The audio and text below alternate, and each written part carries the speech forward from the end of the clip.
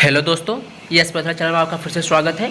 आज के हम टॉपिक में डिस्कस करने वाले हैं सीमेन एनालिसिस।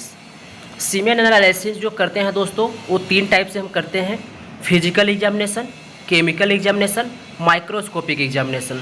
दोस्तों आज के हम इस लेक्चर में समझने वाले हैं फिजिकल एग्जामिनेशन ऑफ सीमेन और केमिकल एग्जामिनेशन ऑफ सीमेन, ये दो देखेंगे। और नेक्स्ट लेक्चर में हम देखेंगे माइक्रोस्कोपिक एग्जामिनेशन ऑफ सीमेन।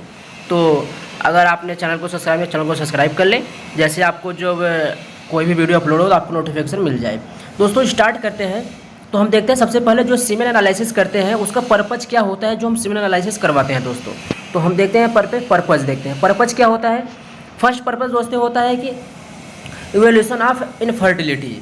जो दोस्तों बाजपन का मूल्यांकन हम करने के लिए करते हैं इवैल्यूएशन ऑफ इनफर्टिलिटी। अगर कोई फर्टाइल अगर सेक्स करने के बाद अगर प्रेग्नेंट नहीं हो रहे हैं तो इससे क्या करते हैं, हम बाजपन का मूल्यांकन करने के लिए हम देखते हैं कि हमारे स्पर्म काउंट कितना है, नॉर्मल है या नहीं है। उसके मूल्यांकन के लिए हम करते हैं पहला टेस्ट। दूसरा क्या है? Routine follow up a patient who have undergone vasectomy. दोस्तों अगर कोई नसबंदी करवाया हुआ है रूटीन हमारे उसमें पेशेंट में, तो उसको हम चेक करने के लिए हम उस क्या करते हैं, रूटीन एग्जामिनेशन करवाते हैं सीमेन का। Artificial insemination. Artificial insemination means होता है दोस्तों कृत्रिम गर्भाधान। कृत्रिम गर्भाधान को चेक करने के लिए इस सीमेन का जो होता है हम एनालिसिस करवाते हैं दोस्तों।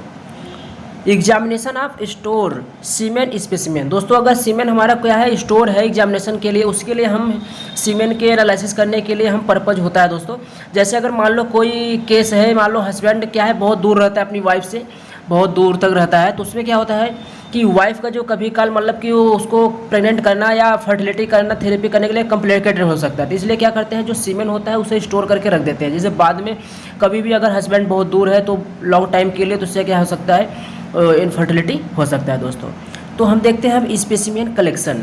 स्पेसिमेन कलेक्शन हम कैसे करते हैं सीमेन का दोस्तों, बहुत सावधानी के साथ स्पेसिमेन कलेक्शन करना होता है। तो सबसे पहले लेते हैं लेंथ ऑफ एब्सिस्टेंस, मतलब कि जब हम सैंपल कलेक्ट करते हैं उसके टाइम कितने के दिन के बाद हम जो सैंपल लेते हैं दोस्तों, क्योंकि जब हम सैंपल कलेक्ट करेंगे तो इसको 2 या 3 दिन का क्या होना चाहिए दोस्तों, मिनिमम गैप होना चाहिए। तो 3 to 5 डेज का क्या होना चाहिए, उसके बीच में आपका स्पर्म आउट नहीं होना चाहिए दोस्तों, ना मास्टरबेशन करना चाहिए, ना सेक्स होना चाहिए, ना कोई रिलेशन में आना चाहिए दोस्तों।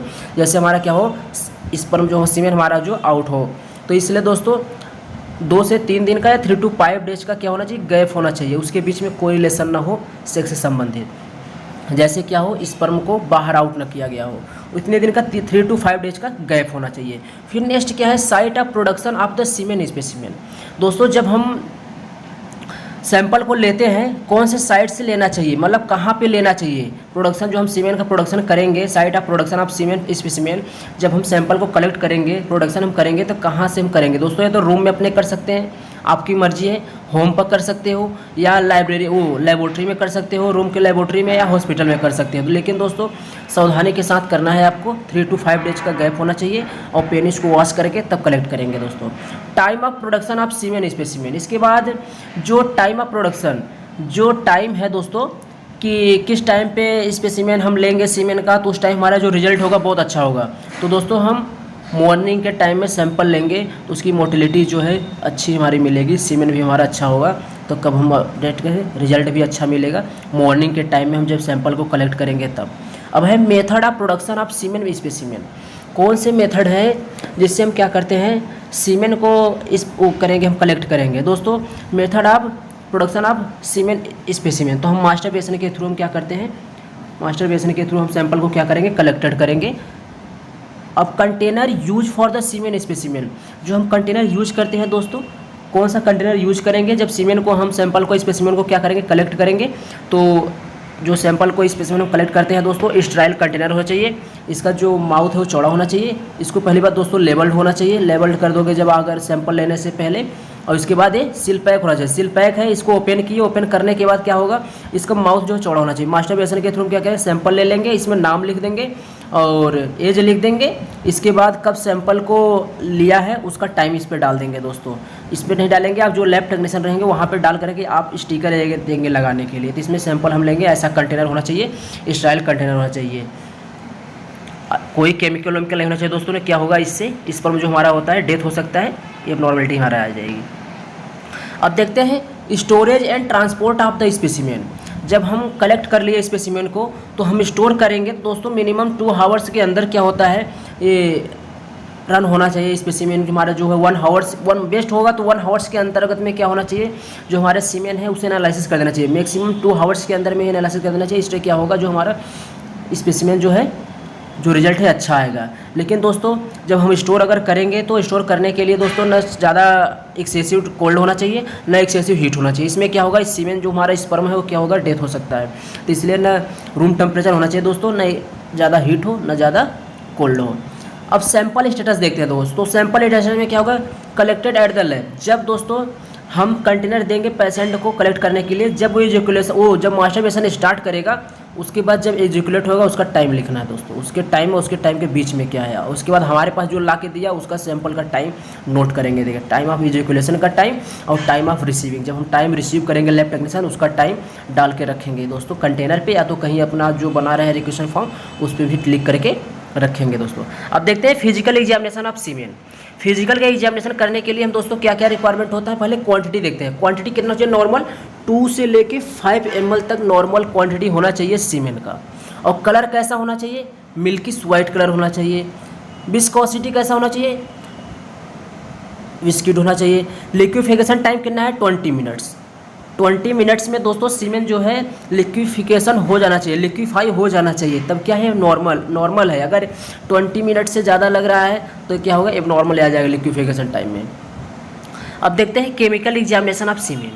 केमिकल एग्जामिनेशन ऑफ सीमेन जब दोस्तों देखेंगे इसमें पीएच कितना है, 7.2 से 8.0 होता है दोस्तों। इनका एल्कलाइन इन नेचर होता है, रिएक्शन जो होता है एल्कलाइन होता है। केमिकल जो हमारे टेस्ट करेंगे दोस्तों, ये हमारा जो होता है पीएच जो होता है इसके थ्रू हम करते हैं, पीएच पेपर के थ्रू हम करते हैं। तो अब देखते हैं हम डिटर्मिनेशन ऑफ फ्रक्टोज। केमिकल में और क्या देखते हैं, फ्रक्टोज का हम चेक करेंगे दोस्तों। फ्रक्टोज कैसे हम चेक करते हैं उसका प्रोसीजर देख लेते हैं। पिपेट 1 ml हम सबसे पहले हम क्या करेंगे, एक टेस्ट ट्यूब ले लिए। टेस्ट ट्यूब लेने के बाद 1 ml रिसोर्सिनॉल एक रिएजेंट होता है जो जिस पे लिखा हुआ दोस्तों, जो हमको सीमेन के फ्रक्टोज चेक करने के लिए हम ये रिएजेंट यूज करते हैं। रिसोर्सिनॉल रिएजेंट लेंगे कितना, 1 ml लेंगे। 1 ml लेने के बाद एक टेस्ट ट्यूब में, ये भी टेस्ट ट्यूब जो होगा क्लीन होना चाहिए, ड्राई होना चाहिए दोस्तों। फिर उसमें क्या ऐड करेंगे, 100 माइक्रोलीटर्स ऑफ सीमेन स्पेसिमेन। इसमें सीमेन जो होता है 100 माइक्रोलीटर सैंपल इसमें हम क्या करेंगे, डालेंगे। इसमें डालने के बाद क्या करेंगे, मिक्स करेंगे। मिक्स करने के बाद इससे दोस्तों स्पेसिफिक जो इसका प्रोसीजर होता है, इसे मिक्स करने के बाद जब हम रिसोर्सिनॉल रिएजेंट और सीमेन ले लिए उसके बाद हम ट्यूब को क्या करेंगे, वाटर बाथ में 5 मिनट्स के लिए रख देंगे। उसके बाद क्या करेंगे, हीट करेंगे बर्नर पे, गैस पे या स्प्रिट लैम्प पे। इसके बाद गर्म हीट करने के बाद उसमें क्या होगा दोस्तों, कलर चेंज होता है। ये हमारा रिसोर्सिनॉल रिएजेंट का ये बॉक्स है हमारा, इसमें क्या करेंगे, फिर कलर चेंज होगा। कलर चेंज होने के बाद फिर अब देखते हैं ऑब्जर्वेशन में दोस्तों क्या होता है, जब हम हीट करने के बाद उसमें हम देखते हैं कलर।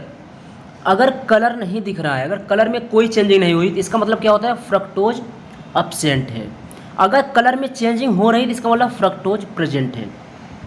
दोस्तों नॉर्मली जो होता है सीमेन में फ्रक्टोज प्रेजेंट होना चाहिए, क्योंकि जैसे हम अपना खाना खाते हैं, हमको रिक्वायरमेंट होता है एनर्जी के लिए, डेवलपमेंट के लिए भोजन की ज़रूरत होती है, वैसे ही सीमेन जो होता है उसमें फ्रक्टोज की ज़रूरत होती है। उसे अपना भोजन लेने के लिए, उसको सर्वाइव करने के लिए क्या फ्रक्टोज की रिक्वायरमेंट होता है। इसलिए नॉर्मल सीमेन जो होगा उसमें फ्रक्टोज प्रेजेंट होगा। तो फ्रक्टोज प्रेजेंट कब होगा, जब कलर चेंज होगा। अगर कलर चेंज नहीं हुआ तो फ्रक्टोज अब्सेंट है। जैसे देखते हैं दोस्तों यहाँ रिजल्ट में, ये देखो हमारा जैसे है, ये हमारा नॉर्मल है। नॉर्मल मतलब जैसे हमने अगर नॉर्मल दोस्तों ये हमारा क्या है, इसमें कलर चेंज नहीं हुआ, इसका मतलब ये होगा जो हमारा सीमेन है उसमें फ्रक्टोज अब्सेंट है। और जिसमें कलर चेंज हो गया है इसका मतलब क्या है, जिसमें हमारा जो कलर चेंज हुआ इसका मतलब हमारा फ्रक्टोज प्रेजेंट है। तो जो कलर चेंज नहीं होगा उसमें क्या होगा, फ्रक्टोज अब्सेंट होगा। जिसमें कलर चेंज हो गया है, ऐसा कलर हो गया है, उसमें फ्रक्टोज प्रेजेंट है दोस्तों। अब लास्ट बचा है माइक्रोस्कोपिक एग्जामिनेशन ऑफ सीमेन। दोस्तों माइक्रोस्कोपिक एग्जामिनेशन ऑफ सीमेन जो है नेक्स्ट वीडियो में हम देखेंगे, इसके बारे में डिटेल बनाएंगे दोस्तों, जिसमें हमारा क्या होगा कि माइक्रोस्कोपिक एग्जामिनेशन में जैसे हम मॉर्फोलॉजी देखेंगे, किसका, सीमेन का मॉर्फोलॉजी देखेंगे, जो हमारा स्पर्म है मॉर्फोलॉजी हमारा कैसा होना चाहिए। उसके बाद स्पर्म काउंट कैसे करते हैं उसके बारे में देखेंगे, और मोटिलिटी के बारे में, स्पर्म ऑफ मोटिलिटी के बारे में स्टडी करेंगे दोस्तों। Study of motility of sperm के बारे में, डिटर्मिनेशन ऑफ स्पर्म काउंट के बारे में, और डिटर्मिनेशन ऑफ मॉर्फोलॉजी स्पर्म के बारे में। इसके बाद हम ऑब्जर्वेशन करेंगे कि हमारा नॉर्मल कब होगा और नॉर्मल कब होगा। तो आई होप दोस्तों इतना आप लोगों को समझ आएगा, नहीं समझ कमेंट बॉक्स में कमेंट करके